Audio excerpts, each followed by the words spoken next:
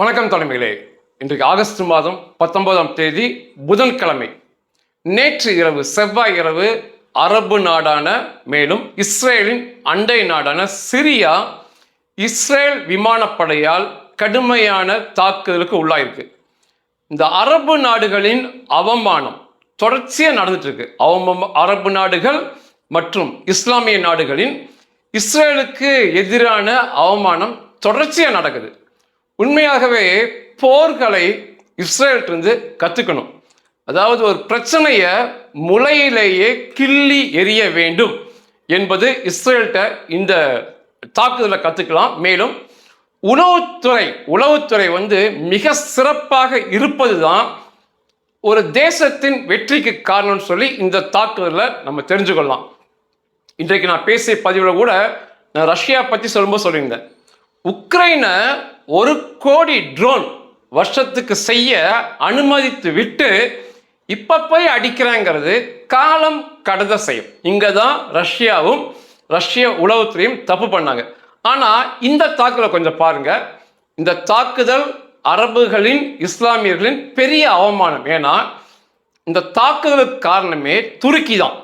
துருக்கினால தான் சிரியா இந்த அடியை வாங்கிச்சு. இப்போ வெளியே சொல்ல முடியாம நேற்றிலிருந்து அவமானத்தில் கூனி குறி இருக்காங்க சிரியா மற்றும் துருக்கி. ஆனா உண்மையை ரொம்ப மறைக்க முடியாது இல்லையா? அது இப்ப வெளியே வந்திருக்கு. இது என்ன பெரிய அவமானம் அப்படின்னா, சிரியா என்பது இஸ்ரேலை விட 9 மடங்கு நிலப்பரப்பில் பெரிய நாடு. யூத மக்கள் தொகை இஸ்ரேலில், நான் இஸ்ரேலில் உள்ள அரபு மக்களை இஸ்ரேல் மக்களா நான் கணக்கெடுக்கவே மாட்டேன். அவர்கள் இஸ்ரேல் மக்களும் அல்ல. இஸ்ரேலுக்கு எதிரான துரோக மனப்பான்மையில் இருப்பாங்க.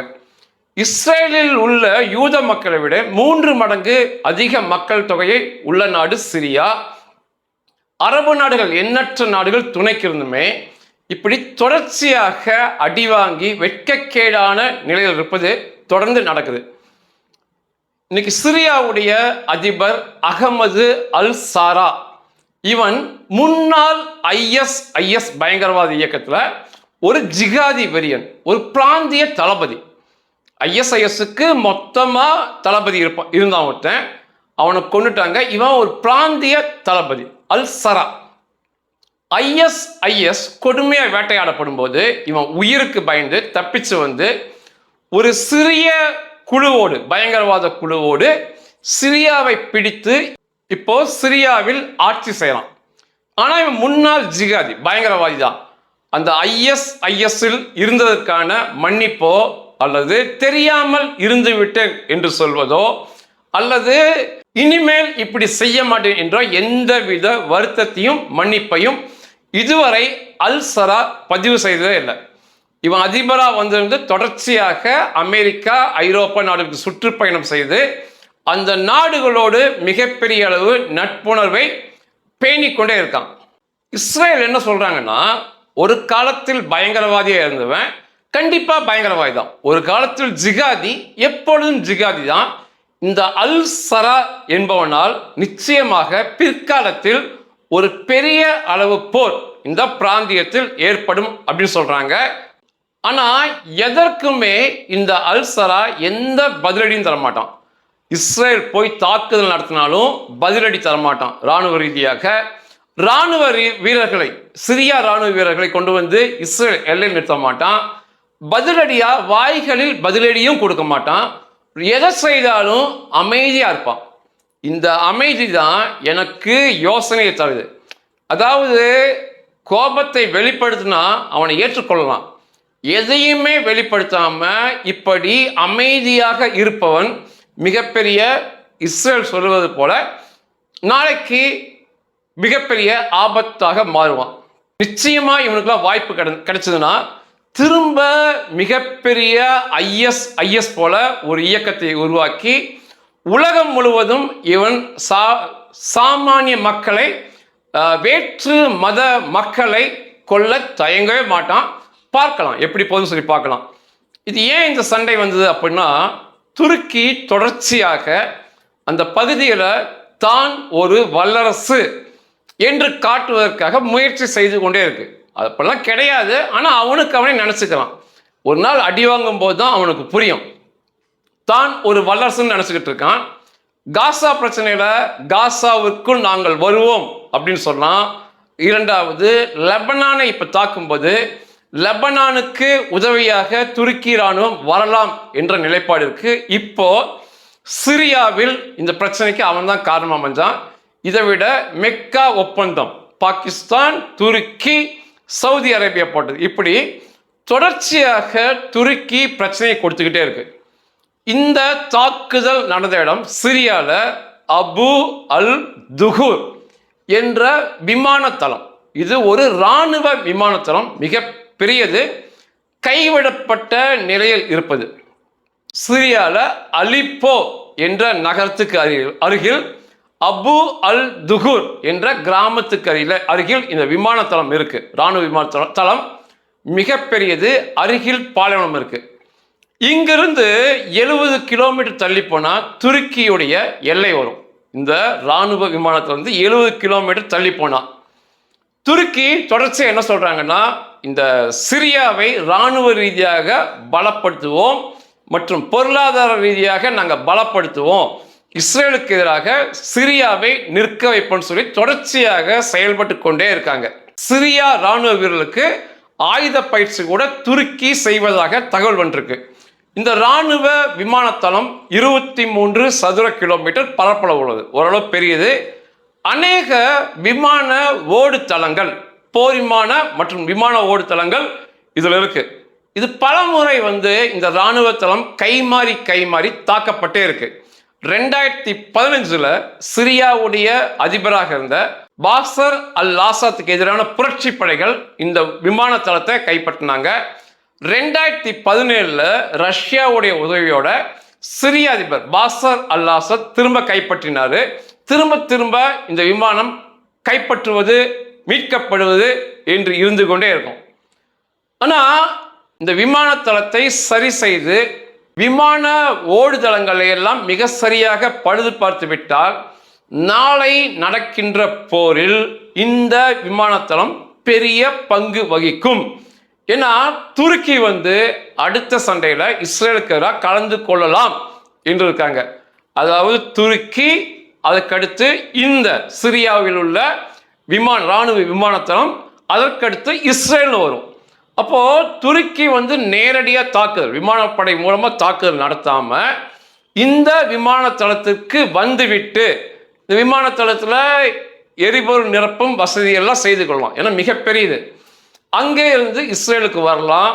துருப்புக்களை இந்த படைத்தளத்துக்கு நிறுத்தி வைத்துவிட்டு தாக்குதலுக்கு அனுப்பலாம். இப்படி இந்த விமானத்தளம் நாளைய போர்ல பெரிய பங்காற்றும் என்று சொல்லி இந்த விமானத்தளத்தை சரி செய்யும் எண்ணம் துருக்கிக்கு இருந்தது. ஏன்னா பொருளாதார செலவு, வல்லுநர்கள் தேவை. இப்படி போயிட்டு இருக்க நேரத்தில் இஸ்ரேல் ஏற்கனவே அநேக தரம் சிரியாவை எச்சரிக்கை பண்ணியிருக்காங்க. அண்டை நாடுகள் ஈரானோ அல்லது துருக்கியோ தங்களது சில்மிசத்தை இங்க காட்டக்கூடாதுன்னு இருக்காங்க. அது எல்லாம் மீறி மிக ரகசியமாக யாருக்குமே சொல்லாம துருக்கியுடைய வல்லுநர்கள், இராணுவ அதிகாரிகள் எல்லாமே செவ்வாய்க்கிழமை பகல்ல வந்து அந்த விமான தளத்தை பார்வையிட்டு இதை எப்படி சரி பண்ணலாம், என்ன பொருளாதார செலவு பண்ணலாம், எப்படி செய்யலாம் என்று ஆலோசித்து விட்டு, அதாவது சிரியாவுடைய ஆட்களோடு ஆலோசித்து விட்டு திரும்ப துருக்கிக்கு போயிருக்காங்க. செவ்வாய்க்கிழமை பகல்ல நடக்கிறது யாருமே சொல்லலை. துருக்கியும் சொல்லலை, சிரியாவும் சொல்லலை. ஆனால் இதுதான் உளவுத்துறைங்கிறது. இஸ்ரேல் உளவுத்துறை மிக சரியாக இதை கண்டுபிடித்து தகுந்த ஆதாரங்களோடு இது அமெரிக்காவுக்கு சொல்லியிருக்கிறாங்க. இதை போல துருக்கி தனது ஆட்களை இந்த விமான ஓடுபாதை சரி பண்ண, விமானத்தளத்தை சரி பண்ண அனுப்பியிருக்குன்னு சொல்லி ஆதாரங்களோடு சொல்ல பிறகு இது அமெரிக்காவாலும் ஏற்றுக்கொள்ள முடியல. இன்னைக்கு அமெரிக்கா வந்து வெளியே வந்து கண்டனம் தெரிவிக்கிறாங்க. ஆனால் இந்த தாக்குதல் முதலே அமெரிக்காவுக்கு தெரியும். இந்த துருக்கியுடைய சில்மிசம் அமெரிக்காவுக்கும் பிடிக்கல. செவ்வாய்க்கிழமை பகல்ல ரகசியமா இதெல்லாம் நடக்குது. செவ்வாய்க்கிழமை இரவு இஸ்ரேல் போர் விமானங்கள் 4 போர் விமானங்கள் சிரியாக்குள்ள போய் அந்த விமான தளத்துல மீதம் இருக்கும் ஓடு பாதைகள் மற்றும் சேமிப்பு கிடங்க 8 குண்டுகள் மூலம் தகர்த்து விட்டு 4 விமான போர் விமானம் 8 குண்டு போடுறாங்கன்னா அந்த குண்டுகள் எடை மிகுந்ததாக இருக்கும். தகர்த்து விட்டு திரும்ப பத்திரமாக இஸ்ரேலுக்குள்ளே வந்துருச்சு.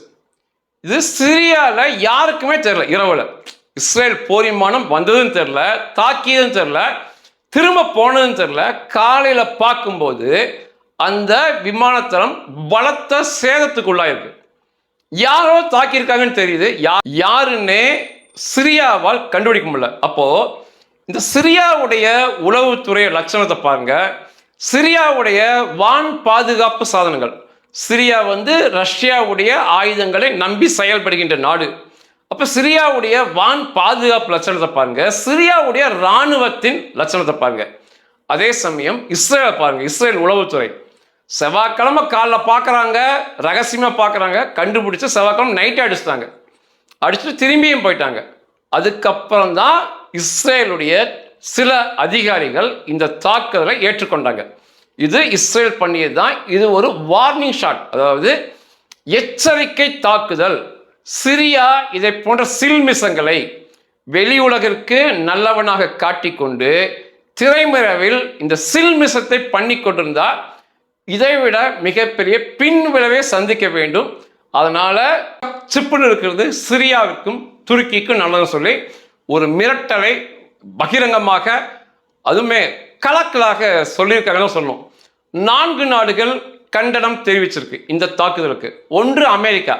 இந்த தாக்குதல் முதல்லையே அமெரிக்காவுக்கு தெரியும் என்றாலுமே உலக பார்வைக்கு அமெரிக்கா கண்டனம் தெரிவிச்சிருக்கு. என்ன சொல்றாங்கன்னா, தேவையற்ற விதமாக சண்டையை பெரிது பண்ணுகிறது இஸ்ரேல். ஏற்கனவே காசாவை அடிக்கிறாங்க, மேற்கு கரை அடிக்கிறாங்க, லெபனான் அடிக்கிறாங்க, ஈரானை அடிச்சு முடிச்சிருக்காங்க, இப்ப சிரியாக்குள்ள போய் அடிக்கிறாங்க. பிரச்சனையை பெருசு பண்ணிட்டே இருக்காதீங்கன்னு சொல்லி அமெரிக்கா கண்டனம் தெரிவிச்சிருக்காங்க. சிரியா கண்டனம் தெரிவிச்சிருக்கு. இது எங்க இறையாண்மையை நீங்க மீறிட்டீங்கன்னு இருக்காங்க. துருக்கி கண்டனம் தெரிவிச்சிருக்கு. துருக்கி என்ன சொல்லியிருக்குன்னா, நாங்க அப்படி போகவே இல்லை, நாங்க அங்கெல்லாம் போல, எங்களுடைய ஆட்கள் அங்க செல்லன்னு சொல்லி துருக்கியும் கண்டனம் தெரிவிச்சிருக்கு. 4வது நாடு உங்களுக்கு ஆச்சரியமா இருக்கும், பாகிஸ்தான் கண்டனம் தெரிவிச்சிருக்கு. இஸ்ரேலுடைய இந்த தாக்குதலை, சிரியா மீதான தாக்குதலை பாகிஸ்தான் கண்டனம் தெரிவிச்சிருக்கு. வருங்காலங்களில் நிச்சயமாக இதற்கான பதிலடிகள் இந்த அமெரிக்காவை தவிர்த்து பிற நாடுகளுக்கெல்லாம் உண்டு. இஸ்ரேல் என்ன சொன்னாங்க அப்படின்னா, இந்த நாடுகளின் இந்த கண்டனத்திற்கு அவரவர் வேலையை அவரவர், அப்படி சொல்ல வேணாம், அவனவன் வேலையை அவனவன் பார்த்துக்கிட்டானா அவனுக்கு நல்லது. துருக்கி பிரச்சனையை துருக்கி அவனுக்குள்ள பார்த்துக்கோ, சிரியா பிரச்சனையை சிரியா உனக்குள்ள பார்த்துக்க, பாகிஸ்தான் பிரச்சனையை பாகிஸ்தான் நீ அவனுக்குள்ள பார்த்துக்க. இதை மீறி இஸ்ரேல்கிட்ட வாலாட்டினீங்கன்னா மிகப்பெரிய தாக்குதலை எதிர்கொள்ள நேரிடும் சொல்லி முடிச்சிருக்காங்க. இந்த தாக்குதல் இன்னும் பெருசாக வெளிவரல. செவ்வாய் இரவு நடந்தது தான். நாளைய தினங்களில் இங்கே பெரிதாக எழுதப்படும். நன்றிகள்.